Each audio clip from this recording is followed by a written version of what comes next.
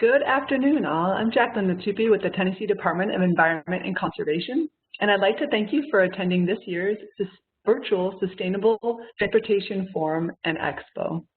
As you may know, the forum is collaboratively organized by the Tennessee Department of Environment and Conservation, the Tennessee Department of Transportation, and the Tennessee Clean Fuels Coalition. The forum typically takes place as an annual conference where attendees share and discover projects that can reshape what is possible in transportation and mobility.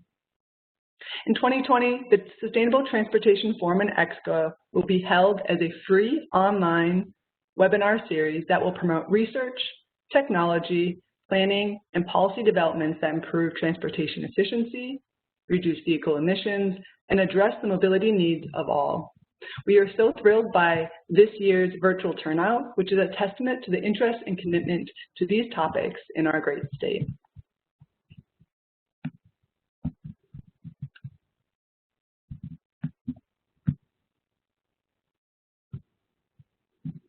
As many of you know, rural communities and economic development are two of Governor's top priorities. Many rural communities are not enjoying the same economic growth that our metropolitan areas are seeing. With 37 counties ranking in the bottom 25% of the nation in terms of poverty, average income, and unemployment. Our goal is to work alongside local leaders to spur economic growth and increase opportunities for success, to ensure all Tennesseans are efficiently and effectively served by their government. We continually strive to improve our service to rural Tennesseans by addressing barriers to economic development that are unique to those communities. Today's webinar on rural transportation and mobility is the second entry in the 2020 virtual webinar series. Our moderated discussion with expert panelists will explore key transportation and mobility challenges for rural communities, including limited pedestrian or biking infrastructure, lack of exposure to alternative fuels and advanced vehicle technologies, lack of information regarding funding or financing opportunities, increased trip mileage, increased rate of mortality in transportation collisions, and more. Our esteemed set of panelists will touch on solutions that can help to address these key challenges so that the rural sustainable transportation initiatives can succeed in Tennessee. As a reminder, this webinar is part of the Forum's 2020 virtual webinar series discussing today's most pressing sustainable transportation topics. For your convenience, we have put the registration form for the remaining webinar series in your chat box, and we hope you join us. Before we get started, I would like to go over a few WebEx housekeeping items so that you know how to participate in today's webinar. You are all muted upon entry and will remain muted throughout the whole webinar to reduce background noise and associated audio feedback. We have also deactivated audience cameras to help with webinar bandwidth. To submit a question for Q&A, which will follow today's speaker presentations and moderated discussion, you can submit written questions into the chat box to our WebEx host, Mr. Caleb Powell. You may submit these questions via the chat box at any time,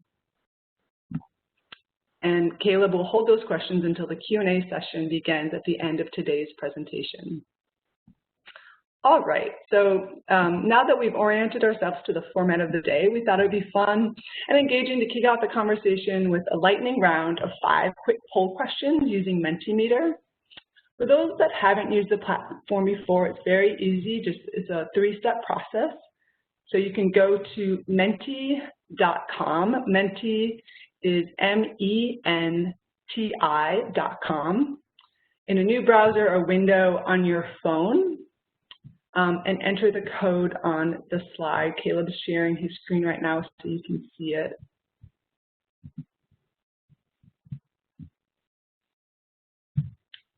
So someone's clicked to the draw. The question is, where are you joining us from?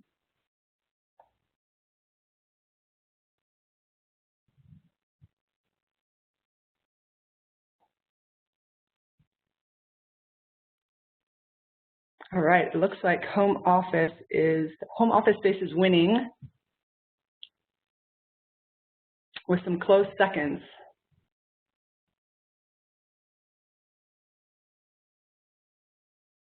So once again, you can join us by logging into Menti, which is spelled MENTI.com.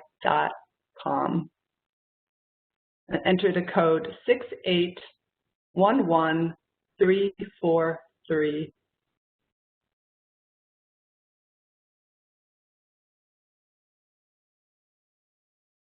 All right, home office for the win. The next question is, what is your background or role?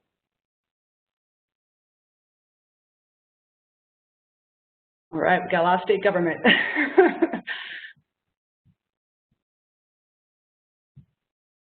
So we've got state government at 68%, local government at 10%.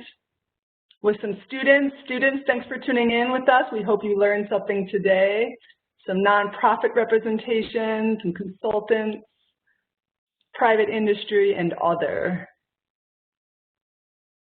Once again, those that are calling in, you can use the code 6811344 in Menti.com to read the questions. All right, we've got an overwhelming presence of state government. That's great to see. Okay, the next question is, what are you most interested in hearing about today? You can answer as many that are applicable. Active transportation, transit micromobility. I think this might be my favorite form of question. It's kind of cool to see the dots move around. Alternative fuels, land use, funding opportunities, transportation demand management, and virtual services. So for the panelists speaking today, I hope you guys are taking note. There's a lot of interest around transportation demand management, with some close seconds, transit micro-mobility, and funding opportunities. Funding opportunities are always top of mind for all stakeholders, really. All right, moving on. What is your typical mode of travel? We've got walking, biking, transit, micro-mobility, like shared scooters or ride share, personal car or carpool, or are you grounded by the pandemic and stay home?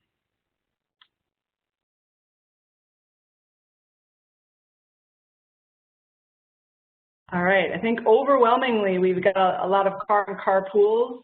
I know people are carpooling less right now with the pandemic.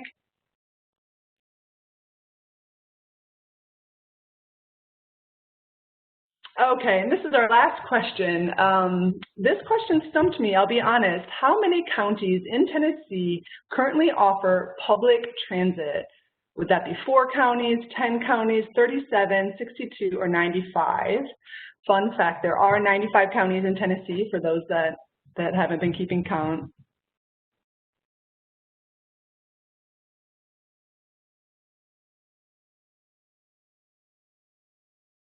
All right, you guys are a smart bunch. You're right, it is 95 counties with 62 in second place. I had thought initially it was 62. That's really impressive to know that all counties across the state there is public transportation.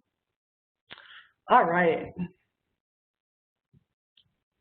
Pull up my screen again. Thanks for your patience.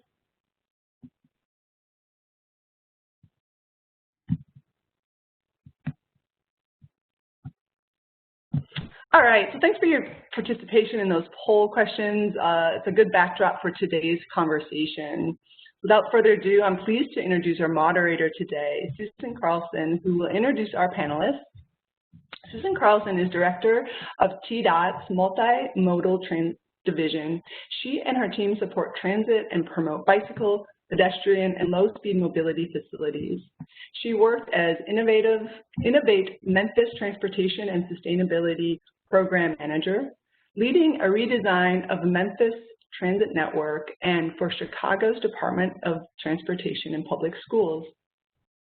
She serves on Memphis's Downtown Mobility Authority, Explore Bike Share, and Compost Ferry Board. Suzanne is passionate about all things sustainability, in all forms. She has an MPA, a TEDx talk, and a LEED accredited professional in building design and construction. Susan, the floor is yours.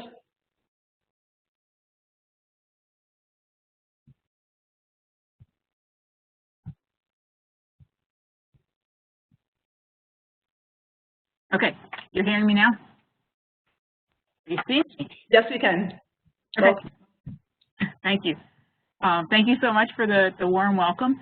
I'm just going to say a few remarks and then turn everything over to our expert panel and to your questions, and let's have a conversation here. But just to kind of set the stage, I think sustainable transportation, you know, those are two big, somewhat jargony words potentially, but we're talking about really having choices, transportation choices, and more freedom in our community.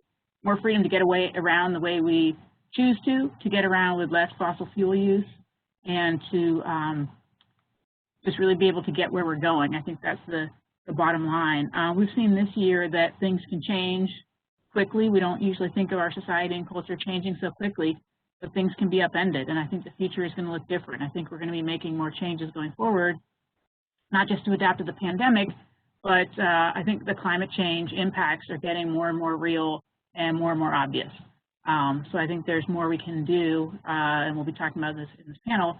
How do we slow the tide of climate change? The most important thing we can do is really use less fuel in terms of the transportation space. So reducing what we call VMT, vehicle miles traveled. How can we all travel less and still accomplish what we're trying to do every day, getting to work and to school and getting goods and services? How can we do that with less driving?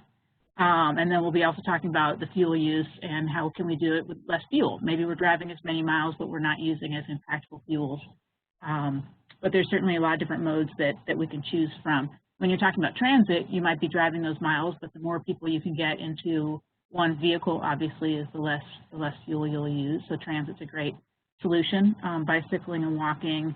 We're also going to talk a little bit about land use. I think I saw a lot of people voting around land use. I think that's one reason, perhaps, why people are interested in this talk today, is in our rural communities, kind of by definition, things are spread out. Places are further from each other, and it's that's a challenge around having sustainable transportation in a rural area. So what kind of land use choices have been made or could be made going into the future to have compact areas, or at least land uses that are served by a variety of transportation choices. I am not the expert in rural areas. I've always lived in urban areas, but I'll talk a little bit about what that looks like. So there's different rural community sizes, and some of that's, there are definitions that the USDOT and FTA use to define rural communities, and so you may hear a little bit about that from some of our speakers as well. We're talking about small towns, populations of 1,000 people, on up to a small city that's 50,000 people. And so what does that look like, and how are those different? I find in Tennessee, I'm not a native to Tennessee, but I find that a lot of our small towns have really nice footprint, if you will. They were built up in a pre-car era where people walked to get to their goods and services, and so they really have a good backbone, if you will, in the downtown area. And how can we enhance places like that and make sure those are good for walking? And then as we expand communities and create more commercial areas and schools and colleges and places that are a little further away from that community core, or maybe that's just what the footprint of the community looks like, is to be a little more spread out. How can we sustain transportation choices in those areas? I will say that we have a multimodal access grant that my team here at TDOT works on, and we know the demand is there. We got 84 applicants this year for $18 million, and we're only going to be able to award probably 18, 19 of those communities. So we just know there's so much work to be done, facilities to be built, whether it's a retrofit or a new facility in a community. There's a lot of need out there. So I think that transitions well into our first speaker, which is going to be Mark Graves from the town, I believe it is, of Chapel Hill, Tennessee, where he's the town administrator. And he's been pursuing all kinds of projects from planning to construction that he's going to talk about. Mark has nearly 2 decades of experience with local government administration. He has a BS in accounting, and he's held positions as, wait for it, 'cause it's a long list, town administrator, county commissioner, recorder, treasurer, personnel manager, certified municipal financial officer, and utilities operator. So he has worn many hats. Over previous 16+ years, he's experienced all levels of local government in Tennessee while managing most aspects of finance, operations, risk management, purchasing, human resources, and project management. And he didn't write, but I will add to that, probably grant applications and management. And so with that, I'll turn it over to Mark Graves to talk about his projects. Thank you very much for inviting me to speak today. The first thing that I'd like to speak about is our TAP grants, which I think everyone is most interested in particular the funding opportunities. As you know, we've been awarded in excess of $3.5 million for phases 1 and 2 of a project that will eventually link our town to Henry Horton State Park. And I think what's unique about our situation is for a town of 1,500 people, that is an enormous award for any grant. And I think that speaks to the importance of planning in rural communities, and especially in what's potentially a high growth area. And also, I think it speaks to how do you go about getting to an award of that size in a town of this size, and I think it's all about planning.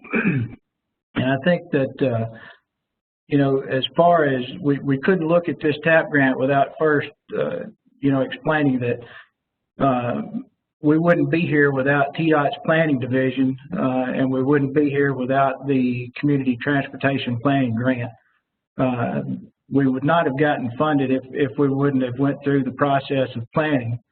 And it was important that we get our foot in the door with this document that came from this initial $50,000 grant, and also the importance of networking with your local, state and local representatives, your MPOs and RPOs, depending on where you are, and making sure that everyone is aware and on board the people that you'll need to help you when it comes to applying for grants of this size.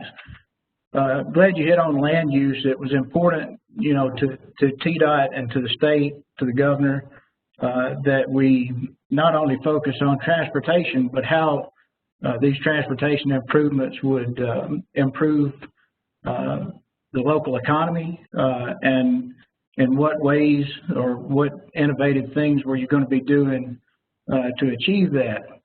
One of those things was focusing on land use. This grant allowed you to not only put together a transportation bike and ped plan, but also tie it into land use and how you were going to make the most efficient use of the space that you have to create a little economic engine. And the first thing that we recognized is that we had an opportunity to connect our town to Henry Horton State Park. There's many visitors that come to Henry Horton State Park each year. There's people here in the town, but those two economies, although they're right down the road from each other, have never really been connected or working to play off of each other's advantages. So we thought it was important for our plan to include some way to connect those two economies and how that may look like as far as our land use and our bike and ped plan. I'll briefly describe the bike and ped plan, which it runs along Highway 31A, which is the spine of our community, critical to any residential, commercial, economic growth or opportunities. And the first thing we were able to do is create a vision, for our corridor, design a vision for our corridor. We were able to, design a plan that connected community facilities, the schools, library, community center, different places of interest, parks. And we were able to do it you know, through a combined effort of, you know, both traditional and innovative ideas.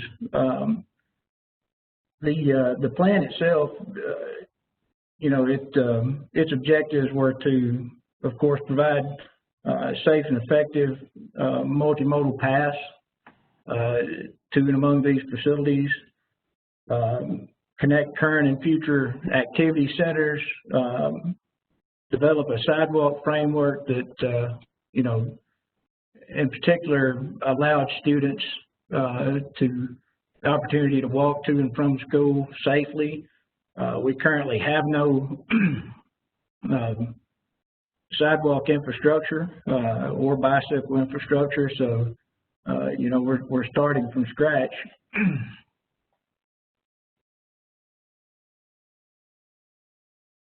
And those are the things that that we're, you know, of course, planning on using to begin to create this infrastructure. This is the bike and pedestrian plan itself. Once again, it connects the town to the park. You know, gets into some recreational trails.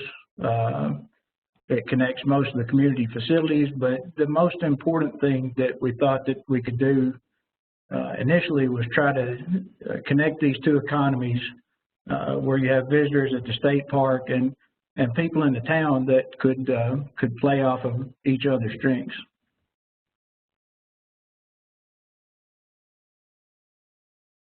Of course, the big thing about, you know, trying to accomplish this with a, you know, a tax base, a town of 1,500 people is we're looking at a $5 to $10 million, you know, build out just for the first 2 or 3 phases. So that's always the challenge. And once again, I would express the importance of planning. Because you can't, you know, a town of our size cannot do this without partners. They can't do it without a plan. You know, you're not going to get the ear of the people that you need, you know, to have your back on this project if you don't have a strong plan. And I see that my time's up, so I'll close very quickly by saying that, you know, TDOT's planning division was instrumental in helping us see what we needed to do in order to achieve this. Couldn't have done it without the help of many people, from, you know, our friends at the RPO, you know, Lisa with the Development District, you know, the TAP grant staff, you know, everyone's been fantastic. So with that, I'll turn it over to the next speaker. Great, thank you. I'm sure there'll be a million follow-up questions for you, if not now. I will next introduce our next speaker, who's going to talk a bit about clean fuels, the project he's working on, Dr. Pinggan Chen. Pinggan is the assistant professor with the Department of Mechanical Engineering at Tennessee Technological University and the director of Automotive Powertrain and Emissions Control Laboratory. He received his PhD in mechanical engineering from Ohio State University in 2014. His research interests include modeling, control, and optimization of hybrid and electric vehicles, automated and connected vehicles, internal combustion engines, after-treatment systems, and alternative and renewable fuels. He is the author or co-author of more than 48 peer-reviewed publications, and he has 1 patent. Dr. Chen's research activities have been supported by U.S. Department of Energy, Cummins Inc., Denso, Nissan, and Tennessee Tech University. And so with that, we'll turn it over. Welcome. Thank you, Suzanne. Can you hear me? Yes. Hello, everyone. Today I'm going to share a project that is focused on establishing an electric vehicle ecosystem in a rural region. And we're going to talk about these topics using a case study in this upcountry region in the state of Tennessee. And this project is funded by U.S. Department of Energy Vehicle Technology Office. So first of all, let's take a quick look at this electric vehicle ecosystem. A typical electric vehicle system is centralized by EV consumers, and it is the impact of EV adoptions is come from several factors, including the vehicle technologies, particularly the battery technologies and the cost associated with it, and infrastructures of charging stations, and particularly public charging stations. The electric vehicle suppliers, such as the car dealers and car retailers like CarMax, for example, and the regulation authorities, which play a critical role in regulating the emissions, the harmful emissions and the greenhouse gas emissions, and also the tax incentive and credit. And also EV promoters, such as DOE designated Clean Fuel Coalitions, and also the workforce development. So the rural EV ecosystem distance itself from the ecosystem in the large metro areas are mostly from the following 4 areas. Number 1 is the infrastructure. The rural areas has much less charging stations available, and I will talk about that in a short moment. And EV suppliers, which make EV available to the potential consumers, and the EV consumers or EV adapters, and they are very different, and also these electric vehicle promoters in these 4 areas. I'm going to detail this out in the next few slides. And these differences also serve as the challenge of the developing electric vehicle ecosystem in the rural areas. Before I get to those challenges, let me briefly discuss the project side we have in this project.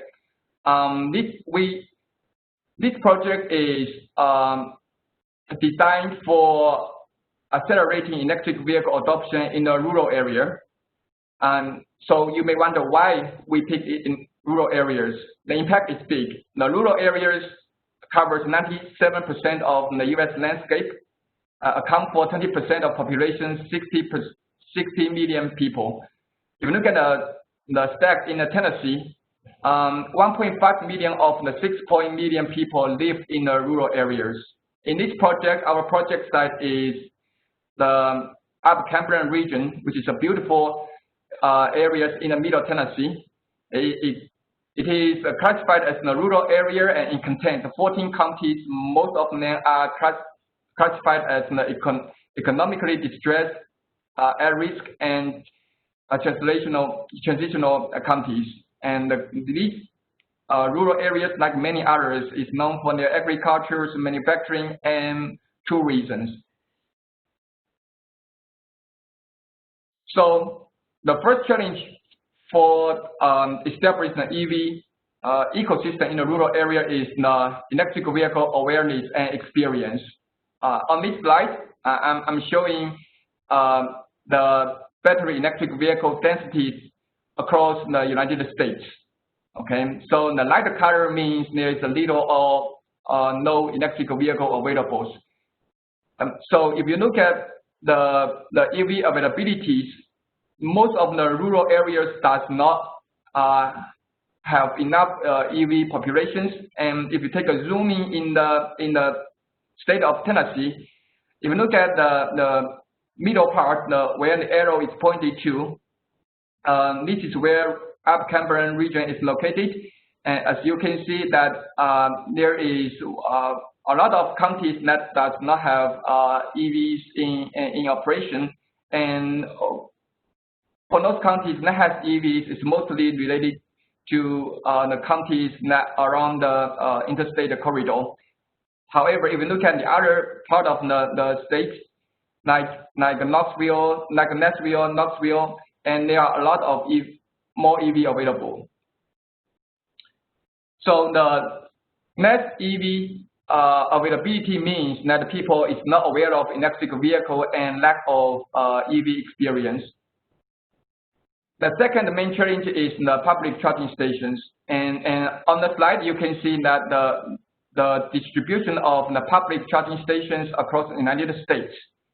And you can see a lot of charging stations are located only in the metro areas. For example, the Applicant regions in the state of Tennessee has only a small quantity of EVs around the interstate corridor. Of the interstate, you can see that there is really no EV available, EV charging station available. So that caused the issue because, as we all know, electric vehicle has the range anxiety issues, and without charging stations, you wouldn't buy electric vehicle in these regions. So that's a big challenge. The third one is the EV availabilities. As I mentioned, the electric vehicle suppliers, such as the dealers and the retailers, are critical piece in the EV ecosystem because they are the one who supplies the electric vehicle to the consumers. Unfortunately, 74% of the auto dealers nationwide are not selling electric vehicle, but we know electric vehicle technology start getting mature, and the models, various numbers of EV models are available now. In the rural Applicant region, none of the auto dealers has EV on sale on their lot. So that can explain another challenge of developing the ecosystem. So in order to address this issue, and we assembled a big project team that including the electric vehicle manufacturers, the charging station companies, the EV users to develop an electric vehicle test bed to evaluate the EV applications. And our goal is trying to help the fleet owners and the public at large to make informed decisions in adopting electric vehicle, and then do outreach and help people gain experience, awareness, and help them familiar with electric vehicle. So this is the last slide. So this is our approach. For this project, we are recruiting a large number of participants to test drive a small fleet of electric vehicle, including Nissan Leaf, pickup truck, plug-in pickup truck, and electric shuttle bus, and operate in this area where we already established the various 8 level 2 charging stations and 1 DC fast charging stations. And we're trying to collect data and then disseminate the result and to share it with the large other rural areas in the States. I think that's it. And I look forward to the Q&A sections later on. Suzanne? Great, thank you. It looks like next year we have to bring you back and learn a lot about your findings once you get through that. So next we're going to move on to maybe some funding resources and federal support. We've got Alex Clegg from Project Development Lead with Build America at the U.S. Department of Transportation. Alex joined in July and works in the Build America Bureau on federal credit programs with an emphasis on rural borrowers.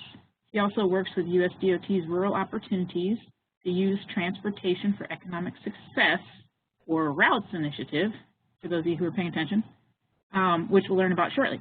Robert came to USDOT from AASHTO, the American Association of State Highway and Transportation Officials, where he spent 3 years working on funding and finance issues with state DOTs. Alex, take it away. Sure. Thank you guys again for having me. Am I coming in clear on audio? Yep.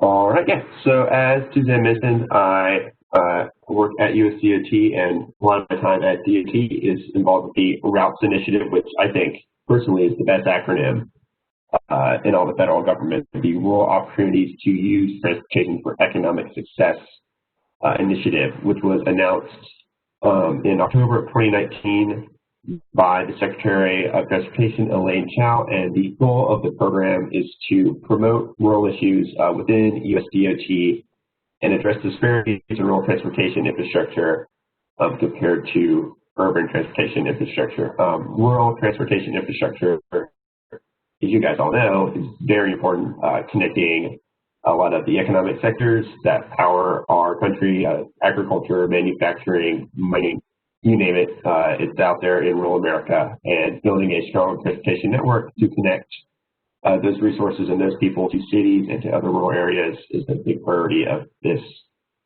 current administration. So when routes was announced over a year ago, sorry about that, the DOT held a series of listening sessions with rural transportation stakeholders across the country and received over 240 comments from folks. And these comments largely fell into 4 main categories that have kind of shaped the work that's been done with routes over the last year. The first has been safety, which we'll talk about in a minute. Infrastructure condition. Infrastructure condition tends to be worse in rural areas. 90% of bridges that have posted weight limits are in rural areas, which can be a problem because over half of truck vehicle miles traveled is over rural roads, creating issues for heavy vehicles and agricultural equipment as well. Usage is an issue. We talked earlier at kind of at the front end of this presentation about transit in rural Tennessee and how it was surprising for a lot of folks that every county in Tennessee, as rural or urban as it is, has public transit access. And you see that largely across the country. And so promoting the use of that system and its availability in rural areas it emerged as a priority. And then, of course, everyone's favorite, funding is always an evergreen topic. And we've kind of produced some tools over the last few months that will hopefully help folks in rural areas access funding more easily at USDOT. And so kind of stepping back a little bit, the 3 kind of main priorities of the routes program, engage with stakeholders, which we did through these listening sessions, releasing RFIs, requests for information. Every time we go out and speak to folks, we're looking for more information to make sure that we are doing everything we can to promote rural issues within DOT. Providing user-friendly information and technical assistance to help folks out. Federal government bureaucracy can be a big scary thing, and so we want to make sure that there's a friendly face on DOT and folks know that they can come in and ask us questions that they might think would be too basic for folks or just don't know where to ask it. So we want to make sure that we're a point of contact for folks looking at that. And then collecting data and analyzing trends to better assess needs. We've been doing that a lot with safety, which can continue to this slide. Safety obviously is a big area of concern for all users of the transportation network, especially in rural areas. The fatality rate for rural roads is double that of urban areas. Nearly half of all highway fatalities occur on rural roads, even though rural areas only have 19% of the population nationwide. They do have 2/3 of all lane miles. This is especially pronounced at highway rail crossings in rural areas, as well as bridges that are in worse condition than they typically are in urban areas. And so the routes program has been working with NHTSA, the National Highway Traffic Safety Administration, to focus data collection on rural areas and use some new tools and reports that are starting to come out of NHTSA and showing specifically in rural areas what the biggest needs are in regards to safety.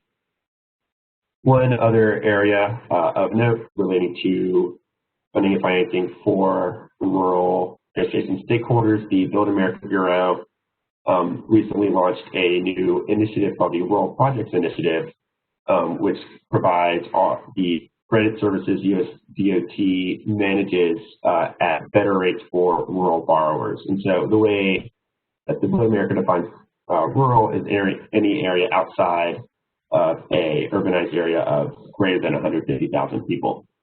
And so for projects under $1 million, you can receive a loan at half of the U.S. Treasury rate, which as of last week was at basically 0.75%, basically free money. They can cover 49% of project costs. This is in comparison to regular loans through the FTA program, which can cover up to 33% of a project costs. at the full U.S. Treasury rate, a whole whopping 1.45%. And so this process has been new. The Bureau closed its first RPI loan just over a month ago for the San Luis Obispo Regional Transit Authority in California to help them construct a new operations and maintenance facility. So there are a couple more of those in the pipeline that will be coming out soon, and we're always happy to talk to folks looking to take advantage of that program. For rail programs, there is Roof Express, for which a new NOFA will be coming out soon.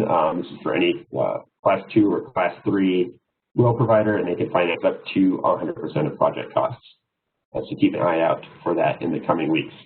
So our flagship tool that has been released almost 3 months ago now is a toolkit for competitive funding opportunities at USDOT.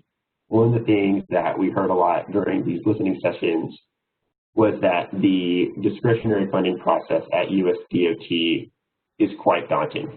You kind of hear about it and you start looking at the application, and it's so overwhelming for folks who don't have a lot of time to learn new skills and kind of learn the application process that kind of turns folks away. And so with this toolkit, we're hoping to make this process a little bit easier to use. And I hear the timer going up, so I'll wrap this up really quickly. But there are 3 main training modules in this toolkit that folks get a lot out of. There is a breakdown of the grant process, and showing how a grant goes from an idea in Capitol Hill to passage into law to a notice of funding opportunity or NOFA being released out into the wild for folks to apply for that money. It includes a matrix of funding opportunities, which is really great. You can go in, select yourself by applicant type, state DOT, local government, project type, and mode. So if you're a state DOT looking for a highway grant to do planning, you look into that and you see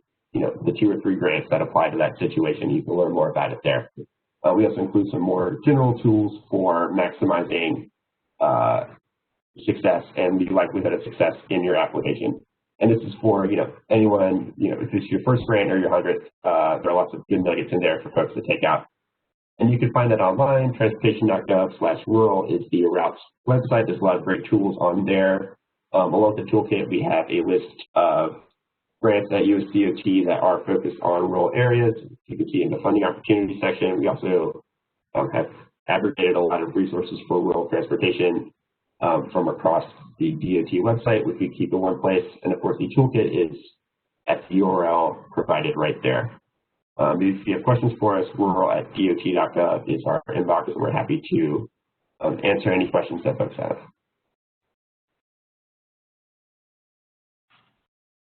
All right, great. I'll move on to our last speaker on the panel, Robert Buckley with the FTA. Robert's been with FTA, Federal Transit Administration, Region 4 since 2008 and was promoted to Director of the new Office of Financial Management and Program Oversight in January 2017. In this capacity, Robert and his team manage all Region 4 oversight reviews, insert, and works closely with my team at TDOT in that role. Review emergency response and recovery activities, the state programs team, grant closeouts, and policy and training initiatives. So there may be some familiar faces on the call here. Robert? Well, great. Thank you very much, Suzanne. It's great to be here today. Thank you very much for inviting me to participate. So I'll go ahead and jump right in. So I'm going to talk a little bit about today some rural funding programs. As Suzanne mentioned, I'm from the Region 4 office. We're based in Atlanta, and we handle 8 southeastern states plus Puerto Rico and the U.S. Virgin Islands.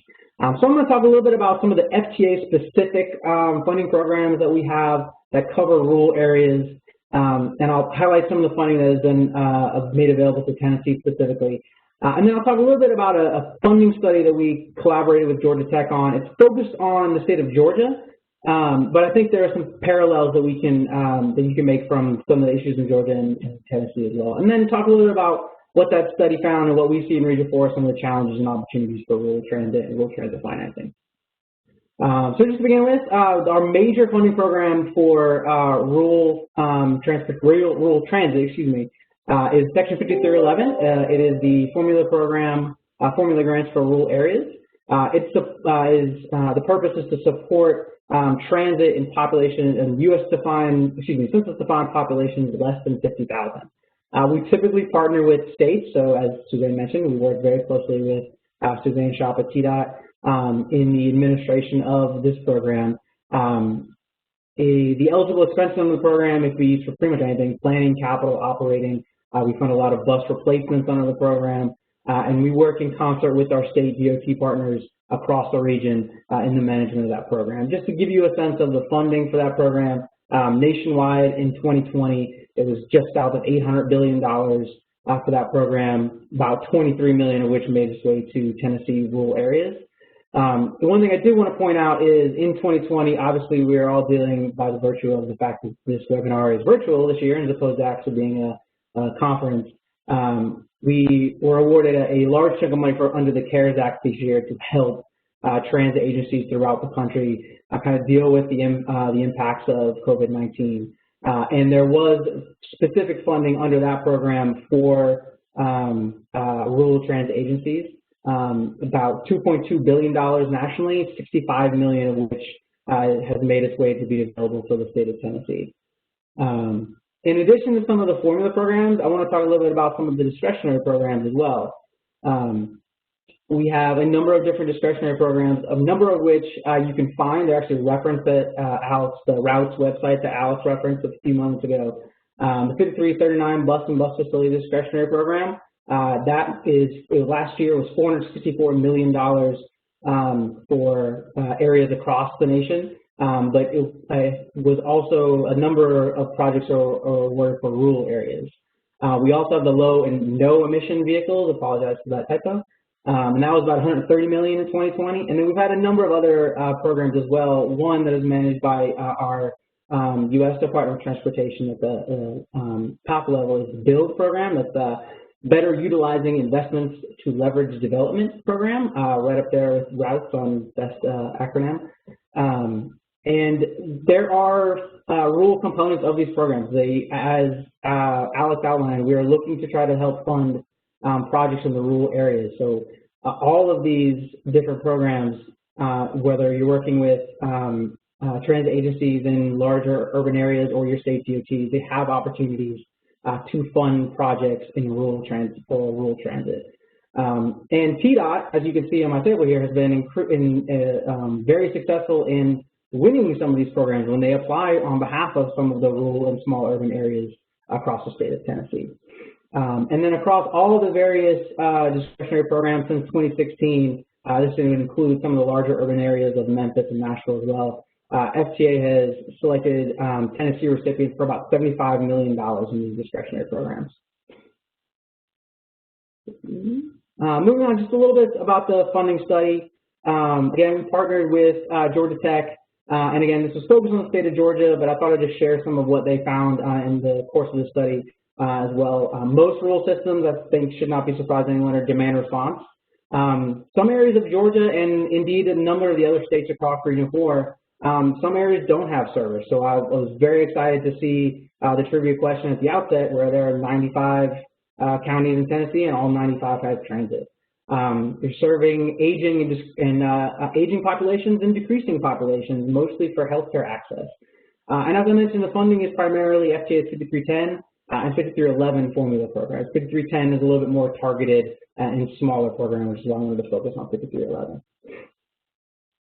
Some of the challenges that we see in Region 4 and that were bubbled up the top in this study as well.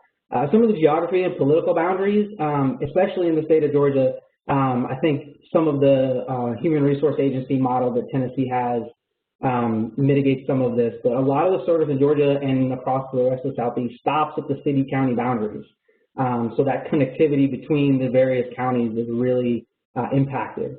Obviously dispersed population as well. Mark mentioned the importance of planning and networking, making sure your local officials are aware of what you're doing at the rural areas. And that is a challenge for rural transit, lack of local awareness and lack of local political support. Decreasing funds, lack of financial resources it's always a struggle. I mentioned all that money available through the 5311 program, but all of that requires at least a 20% match. And so having those local financial resources, having that local public support is a challenge. And then finally, increasing urbanization is something that we've seen in Tennessee and across the Southeast is a lot of these rural areas as a result of the 2010 census, and we're expecting similar results from the 2020 census, is some of these rural areas are being sucked into larger urban areas, so you become a very small fish in what is a much larger pond, and you have to figure out a way to get access to some of the same funds that you got from the rural side. And then finally, opportunity side, looking for more funding resources, whether that's trying to work locally to find local resources. Working on federal highway transfer funds. You can always transfer funds from federal highways. FTA is more than welcome to take some additional money. I know the state has Improve Act funding. Alex talked about a lot of the opportunities through routes and all those various discretionary programs. Ensuring transit is everywhere in the state. You heard Dr. Chen talk a little bit about utilizing technology. It's something we're seeing increasingly across the Southeast, the rural and small urban operators moving toward electric or clean fuel type buses. Increasing coordination and looking for partnerships across the local level. So I appreciate the time. I know I'm past my 7 minutes, so I'm going to turn it back over to Suzanne. Excellent, thank you. So I'll use that as a segue into our first question for the panelists. This is going to be a all play, everybody answer. Let's go in the order you all spoke in, because I'm going to start with what Robert was just talking about, some of the obstacles to rural transit specifically, but probably could be to any type of rural sustainable transportation choice. Political boundaries, political support, funds, matching, urbanization. It's going to be a little different for some of the other modes. What do you think are the largest obstacles to transportation choices in Tennessee's rural areas? Mark.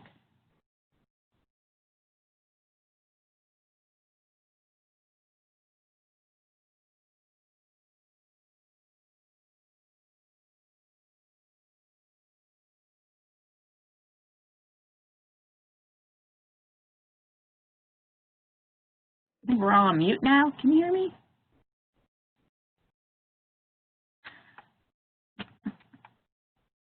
Oh, now I'm off mute. Did you guys hear my question? Yeah, we can hear you, but Mark was screens and just working out the technology here. So I think Mark, you heard the question. We're waiting on the mic there. Can you hear me now? Yeah. Okay. I think it was just touched on. One of the real challenges, for transportation in rural areas is community buy-in. What a lot of people in small communities are looking for are more traditional types of transportation solutions, and the education of the community, can be a real challenge on not just what's needed and not just about the timeline of, we're working for the future, but, what are we going to invest in that makes sense for us right now? There's a real disconnect between what we need, what's efficient versus what, the people want. You run into a situation where, a lot of times the people just want things to remain, the same as far as their, when you're talking about a small town. They don't want more traffic. They don't want, innovative solutions. They just, want to know that they're not going to have to spend the extra 30 seconds, getting out of church on Sunday or something of that nature. So that there's a disconnect between what the people in small communities want versus what can actually get funded. So I think it's extremely critical that small communities educate their public and consistently, speak to the local community about what we need, why we need it, and how it helps, both current residents and future residents of the town. Great. Fingan? Suzanne, that's a great question. So if I look into the alternative fuel vehicles versus the conventional vehicle, I think the largest obstacles are first of all is the awareness and experience. I think this is critical, particularly if you look at, for example, like electric vehicles. The electric vehicle is nothing new to a lot of us, particularly for those from these urban areas. But for the rural areas, they just haven't been exposed to the new technology, and they don't, due to the limited access to EVs, they do not have the experience. And if you have low awareness and you have no experience, and there's a very low chance they're going to adopt the technologies. That is just the nature of our human beings when purchasing something for personal transportation. And that to me is really the biggest obstacles. Then if you look at these alternative fuel vehicles, it can be the natural gas, it can be the electric vehicle, and we need sufficient and minimum level of the charging. If fuel stations, I put it in a more general way, to consider both the natural gas and also propane or the electric vehicle. And they all need the minimum level of public fueling stations to support these alternative fuel vehicle operation, because they are all can be considered as an ecosystem. It's not just the vehicle itself. Without the fueling, it wouldn't survive. So that's the second major obstacle. I think there should be sufficient investment from various resources, parties to put in a public domain and make it available. And another one is about the upfront cost. Some of the alternative fuel vehicles, like natural gas, can be very expensive to purchase, and even electric vehicle, personal electric vehicle, their cost is coming down to a level where people they are acceptable to a lot of people. However, if you look at the commercial vehicle, either the electric shuttle bus or electric transit bus or electric truck, all of them are extremely expensive, 3-4 times the cost of conventional vehicles. I think for that part, without the federal or state fundings to come in to support, it's very difficult to make it ongoing. And that's why I think the FTA fund and the DOT fund can be, or even the DOE fund can be very helpful in this area. Suzanne, that's my take. Yeah. Well, that's a good transition. We can put our DOT friend in the hot seat here, because we heard a little bit about an obstacle being funding sources. And I heard you saying you've been on listening tours to identify what the needs were. Do you feel like some of the funding sources the routes program is coming out with will help meet some of the needs in communities for bike, ped, transit, and fuel choice? Excuse me. Sure. So, one thing that I want to make sure that it's clarified about the routes program is that there's no new sources of funding within routes. I think the goal of routes is to kind of pull together information from across the DOT to kind of help folks, have a singular place to go to get the information they need. Because when you look at a lot of transportation systems across the country, one of the things that, when I worked at ASHTO, one of the big takeaways I had is that most states and cities and governments across the country are funding their transportation system kind of from a deficit. There is a lot of resource constraints on funding that's coming in, and the choices that you make kind of have to be reactive and not necessarily the very high-minded dreamscape that you as a transportation provider may want them to be. And so it's that kind of funding constraint plays into a lot of things. And the grant programs that are at USDOT are available for folks and can be very advantageous. And so just making sure that to address the information problem that kind of comes up with this as well, folks know what to look for, where to look for it, and then once you find it, how to apply for it and kind of get in the mud with it. Moving from, step 0 to step 1, I think could be really hard for folks at times. When you have a lot of other things to do, you don't have hours and hours to learn about how to do a benefit cost analysis or which page on, within the Office of the Secretary's website or on FTA's website you need to go to find a specific program or a specific resource. And so addressing the information challenge is something that we're trying to do over on our end. Great, thanks.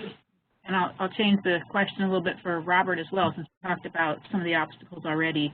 Robert, how do you think that communities maybe overcome some of the political support issues or boundaries that some of the speakers were just talking about as well? How do you get a community mobilized around asking for transportation choices?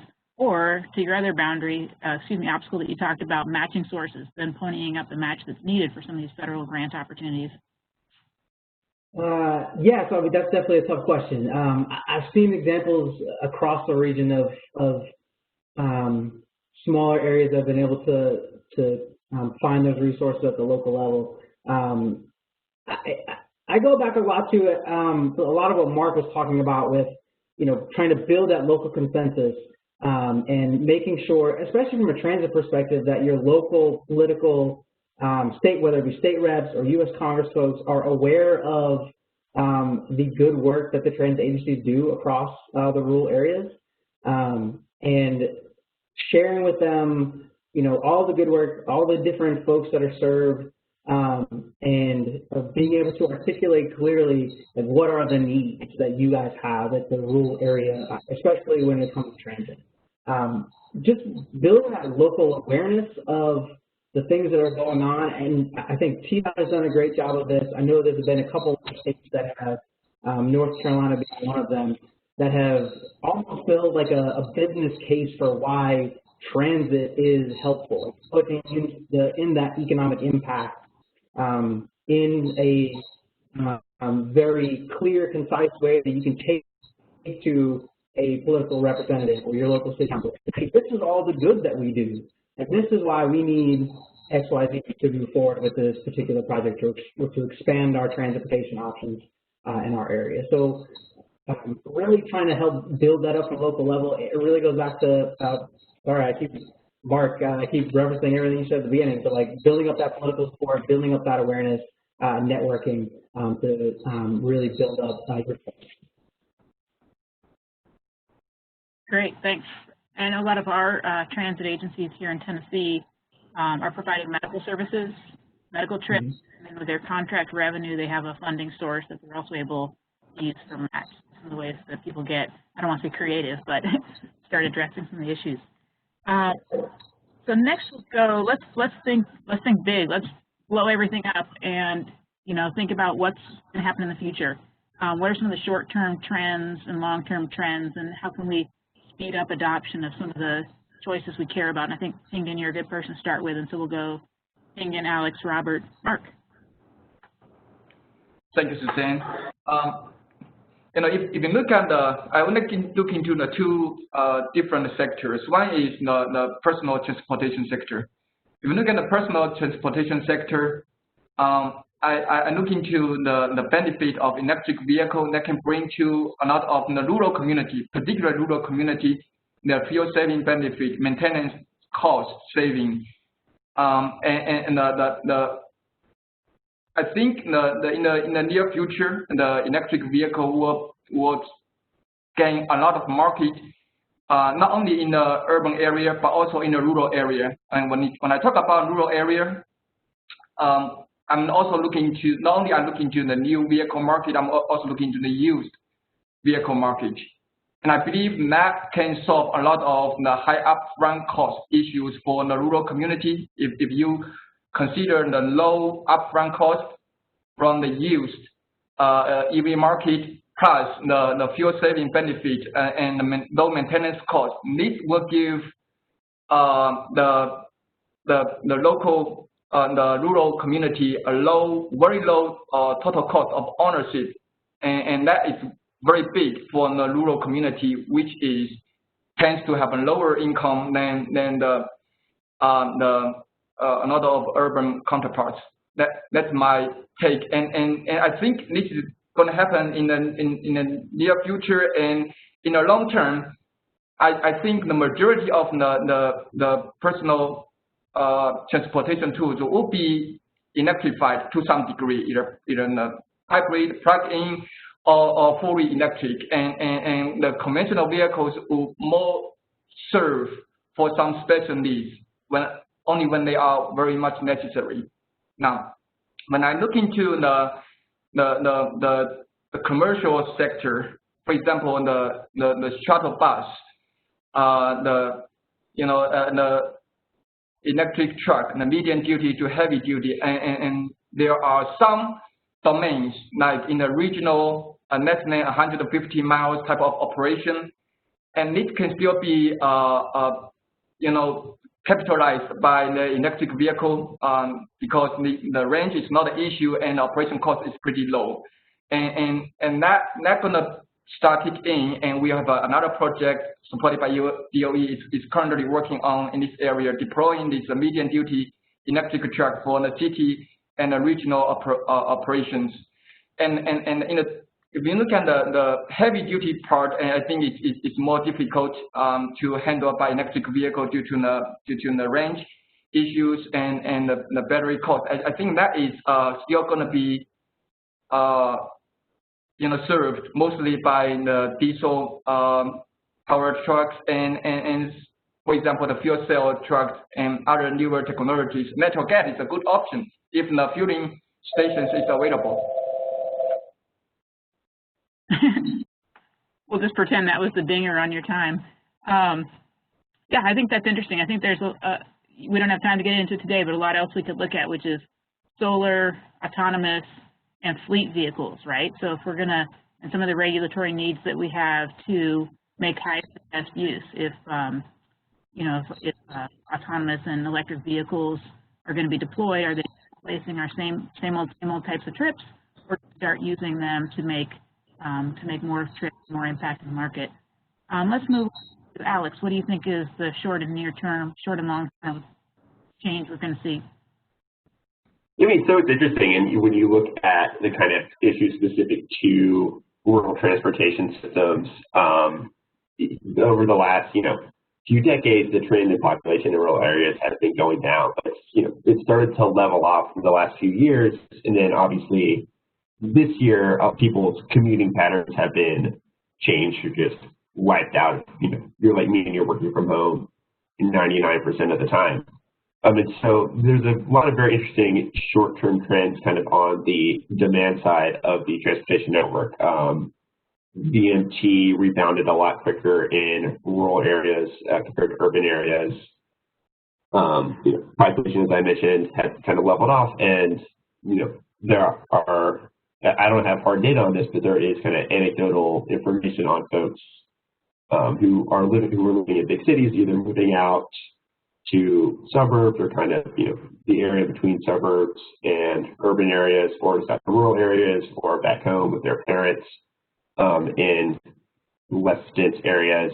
And so kind of projecting that out over the next 5 to 10 years is going to be interesting to see if folks move back to urban areas and these trends of increased urbanization go down, or if this kind of plateaus a bit and rural areas kind of have a little bit of a population boom compared to the last couple of decades. And then the knock-on effect of that would be, how does that affect the investment decisions and planning at DOTs and the priorities of USDOT as it tries to help out our state partners?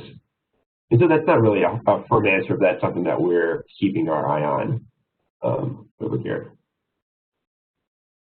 Great. Robert, what do you think?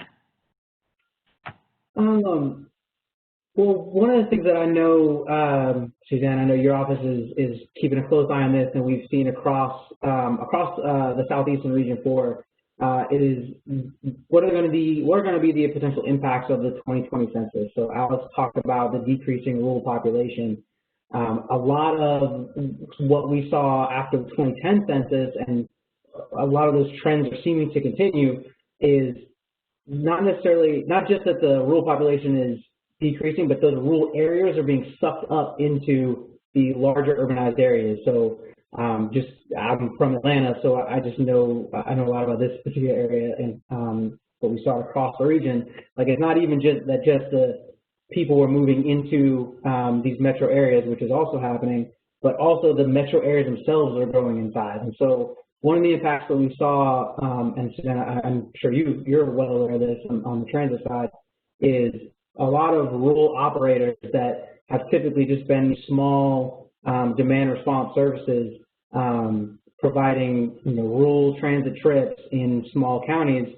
After the census, a lot of FTA's funding programs we default to whatever the census-defined urbanized areas, census-defined rural areas are, and if after the 2020 census, your rural area where you're providing rural transportation is kind of engulfed by a encroaching larger area or an encroaching smaller urban area, there are impacts to what you're eligible to apply for. There are impacts to how much money you might be eligible to apply for. You might need to, I kind of mentioned in my presentation, but go from being the mom and pop rural transit agency to kind of having to play in a much larger sandbox. We saw a lot of counties in Georgia being sucked into like Atlanta and then having to deal with a lot of the metropolitan planning organization requirements.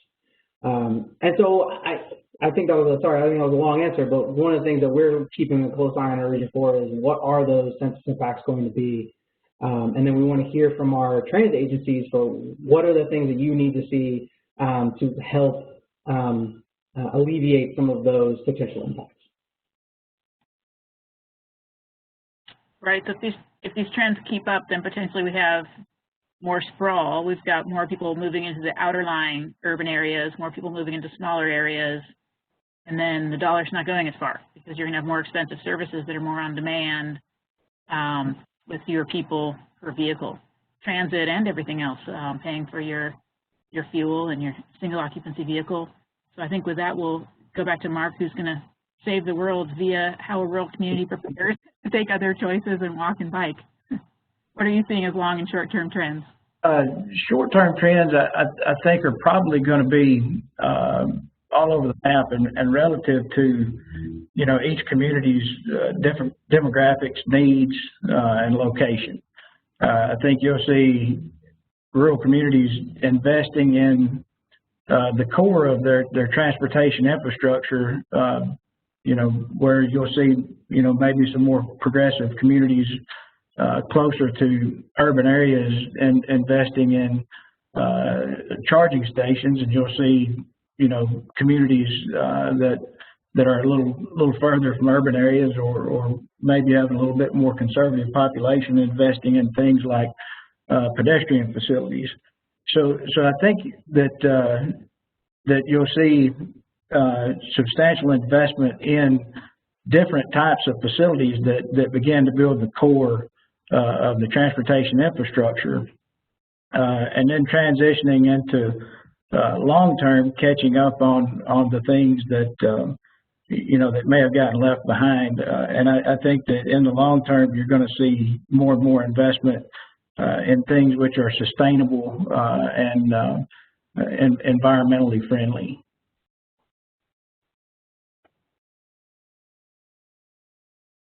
Great. So yeah, I think you're right. I think it's a bit of a slow burn for infrastructure to catch up with trends, but we're going to need to start the planning process you talked about. I think for the next question, let me sort of put the focus back on the audience here. I know we had a lot of state employees on the call, some local municipalities, and then a little bit of academia, citizens, and some other folks on the call. So for our panelists here, what role does the state play? What role do these types of players play? I'm thinking, you know, our regulatory authority may be something. How do we set policies that get prepared for change? Or how do we support with resources? What do you think? Let's go with, if we're going around the order here, Alex is probably in a good position, having been at AASHTO and USDOT. What do you think that state agencies can be doing, and state and local? Sure. No, I mean, I think that state DOTs are obviously incredibly important for our transportation system. We do a lot of great things at USDOT, but, you know, ultimately, at the end of the day, it's state DOTs that are responsible for the vast majority of the road network and bike activities and other stuff when it comes down to it. And so I think the most important thing, kind of from our perspective, is communicating well with, you know, local partners and other stakeholders that you're working with to make sure that everyone's on the same page, everyone's singing from the same handbook, and that when you're doing something and you see an opportunity for folks, you can say, hey, you know, Town X, we saw this grant come up at USDOT, or, you know, this new publication come out of TRB or whatever. I think that you guys would get a lot out of it. Here you go. Let us know how we can help. You know, state DOTs are, you know, better staffed than most local governments and have more resources, more institutional knowledge, and are in a better position to help and share resources down to their partners. So I think, you know, being communicative up and down the ladder is really the most important thing. Robert, what are your thoughts? I'm just thinking about the ability of the state DOTs to really kind of set some of those priorities. So especially from the FTA transit side, we put a lot of the framework in place for how the funds are to be administered, but and spent. But a lot of the prioritization and working with some of the rural operators on what are your goals, what do you want rural transit to look like in your particular area. We leave to the state DOTs in concert with their local operators. So I think, I mean, Alex said it, but the DOTs are incredibly important to helping kind of guide and shape of what do you want transportation and mobility to look like in your state, and using some of the regulatory and funding resources you have at your disposal to trying to help guide some of that growth and some of that policy, I think is probably the most important thing that the state can do. And of course, state DOTs are extremely talented and effective. And effective and wonderful human beings. So, yeah. Charming and effective. Mark, what do you think? How can states, so you've worked a lot with quite a few different state agencies, what can states do? Maybe give your top two. How have we been helpful? Yeah, I think that it seems like my answer on every question, but I think the most important thing they can do is help local agencies to educate, educate the public on what their priorities are and what the needs are for both regional and state transportation and why. And then the second thing I think that state agencies could do is, to simplify grant funding processes and administration, or assist in the administration of grant funds. It seems like there's been funding taken out of state governments, or at least in Tennessee, it seems like over the past several years, where there at one time was quite a bit of access to administrative support, and now that has shifted back to the local governments, and many of the smaller local governments in particular are just simply not staffed in such a way to we're administratively challenged. So there's only so much that we can take on, even if those opportunities present themselves. There's sometimes we just have to run right past them because we just don't have the administrative capacity to handle you know, all that's available. So I think that those two things right there are probably my top two as far as what a state agency could do for local communities. Yeah, that's a good point, and I think that's something we've been becoming aware of as well with some of the grants we're administering here. Thinking, what do you think? Maybe bring in the role of state academia as well, state universities. What role can state players have?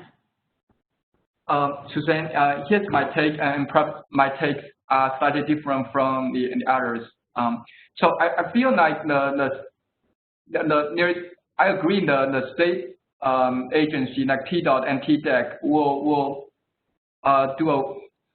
be a very key person we need to talk to in terms of communicating with the federal and then to the local, and you are bridging this the local community and potentially to the state and the federal fundings and to gain support. In my opinion, the state, when it comes to the state agency can do to the rural community, number one is this communication, and I echo Alex and Robert's opinion. Number two, I think the TDEC and the TDOT will perhaps need to create some regulation to ensure the new vehicle technology to be available to the rural community. I mean, at this moment, it's all market-driven decision. You know, it's the car companies see the market. It all depends on how those car vehicle companies view the market in a rural area. If they think the market is not big enough, they just give up that market. However, we couldn't do that. I mean, as a university professor and also the state agency, I think we do look into a different perspective. I think if we see these transportation tools, whatever it's electric vehicle or natural gas, okay, if it serves good for our rural community, we need to force it and push it to make it happen, make it available, leave the decision to the consumer side instead of on the supplier side. And that to me is a critical part in the ecosystem. If you look at the ecosystem I keep talking about, they are very critical pieces. If they are not participating in this ecosystem, I think they probably will not if without any engagement from the state agency. This will not be possible. For the project side, like I'm handling, we are good because our project provide electric vehicle to the rural community to test drive it, to gain experience. So we take over the rules of the dealers, what they're supposed to do to provide test drive of the vehicle to the rural community before they can make a decision to adopt it. However, for many other rural communities in the state of Tennessee, I don't think they have that luxury. Okay, and we hope there is such action that you can do in the future, to resolve this issue. I mean, that's my take. Okay. So it sounds like a lot of our panelists are looking to the state to push innovation, to know what the best ideas are, communicate to the locals, communicate back up to the federal government, and maybe be the middleman, if you will, who can be thinking forward and thinking about innovation and pushing funding sources and community engagement policies. So I know that we had a public question. I'm sorry, you guys, I ran out the clock more than I meant to here. How about with these ones, you guys self-select, and if you don't have anything exciting to say, let's just do like a lightning round where a couple people answer each question. What do you have for us? Yeah, so we actually had a pretty good one. It says, I'm the director of a nonprofit in Tennessee, and we provide volunteer-based transportation for older adults. It is one-on-one based transportation. What is the best place to look for funding for volunteer-based transportation through a nonprofit? So I don't know who would be best to answer that.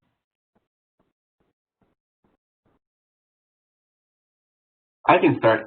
So, I would definitely encourage you to look at our the routes website and our toolkit to kind of look through and peruse and see if there's any grants from federal DOT that would fit your specific needs.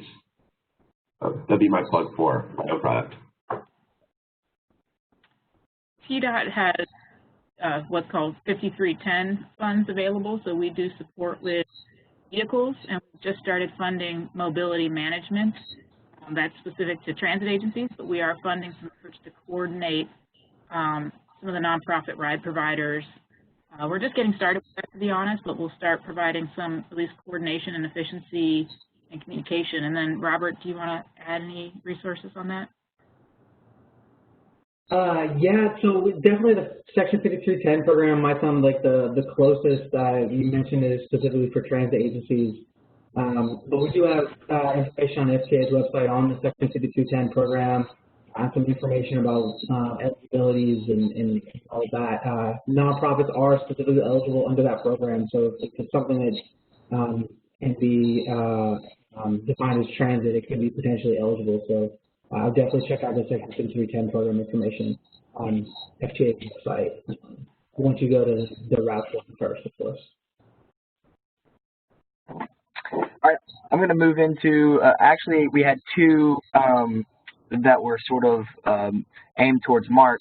So I'm going to ask both of them, Mark, and then you can take some time on each of those. So it says, for the project in Chapel Hill, will the connection to the park allow the use of horses? So that's one. And then one said, how do you know / make decisions on the types of infrastructure for pedestrian and cyclists? I bike in the city and think I know a thing or two about city biking, but figure rural biking is very different. Are there studies to look at safety for rural people walking and biking, maybe info about types of walkers and bikers in rural communities? I think well, on the first question, will we allow horses? The answer to that is I don't know. I think that that's an interesting question. I think there are some opportunities for us to, allow most types of most means of transportation, especially when you talk about some of our potentially scenic routes or kind of off the beaten path routes. So I would definitely say that there's opportunities to allow things such as that, with our plan. But I can't say that we're far enough along, to be able to get to specific decisions like that. And the second question, I think, was how do we make decisions about bike and ped facilities? Is that correct? Yeah. Basically, they were saying they feel they bike in the city a lot, but they feel that rural biking and pedestrian commute is a little different. And was there studies that you did and stuff like that? Well, our community is so small. I mean, typically, from my perspective, that's something that our consultants are going to handle, and TDOT is going to advise us on. I would say that many of the technicalities of these structures are determined by recommendation of someone that's knowledgeable about the industry.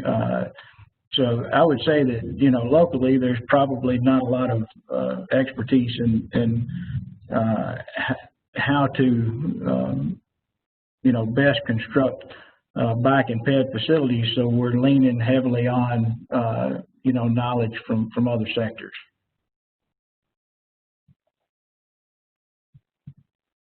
Perfect, and we'll throw it back to Jacqueline to wrap us up. All right, thank you to Suzanne and our panelists for that insightful discussion and Q&A. Thank you also to our audience, our forum organizers from the Tennessee Department of Environment and Conservation, the Tennessee Department of Transportation, and Tennessee Clean Fuels. Thank you each of you for attending today's webinar. We hope you can join us for the rest of our 4-part Sustainable Transportation webinar series. The future sessions will be held on November 2nd and November 17th, same time, same platform. The webinar topics and registration info are once again posted in the chat box. We have a SurveyMonkey link in the chat box that you can take, that takes you to a quick 3-question survey regarding today's topic and speakers. Your feedback greatly helps us shape next year's event, so thanks in advance for completing the survey. And with that, the webinar is adjourned. Thank you and have a wonderful, safe day.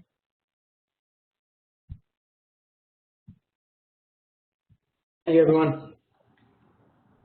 Thank you. Thank you. Thank you.